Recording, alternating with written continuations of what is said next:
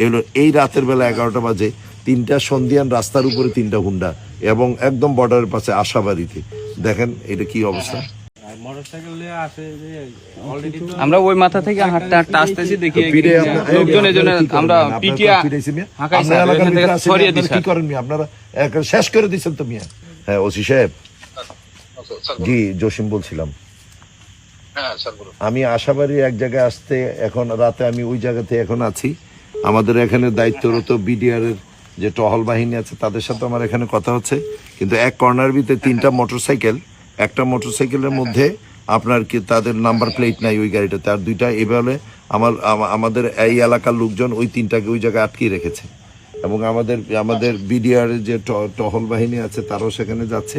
এগুলো এই রাতের বেলা 11টা বাজে 3টা সন্ধিয়ান রাস্তার উপরে 3টা হুন্ডা এবং একদম বর্ডারের পাশে আশাবাড়িতে দেখেন এটা কি অবস্থা। হ্যাঁ একটু আশাবাড়ি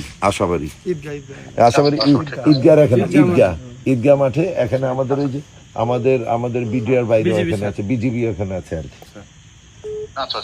এটা একটু তদন্ত করতে বলেন। এই 3টা মোটরসাইকেল কার, একটার মধ্যে কোনো ইও নাই, ওই যে হুন্ডার মধ্যে নাম্বার প্লেটও নাই, বুঝছেন তো। এবার এটা তো খুবই স্পর্শকাতর, একটু প্লিজ একটু দেখবেন।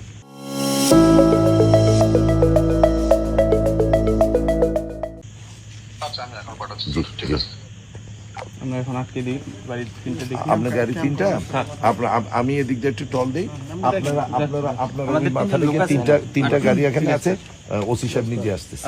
থ্যাংক ইউ ভাইয়া, থ্যাংক ইউ। আপনারা প্লিজ শুনেন, আপনারা আমাদেরই একজন, আপনারা এই সরকারকে সর্বাত্মক ভাবে সহযোগিতা করবেন।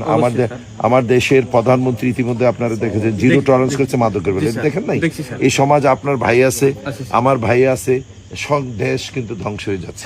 তো সেও আমার কোর্ডিয়ালি একটা রিকোয়েস্ট, আপনি ওই জায়গাতে এটা দেখেন, ওসি সাহেব লোক পাঠাচ্ছে সেখানে, আর আমি বাকিটা আমি সামনে আমি নিজেই দেখছি। ঠিক আছে, জি আল্লাহ।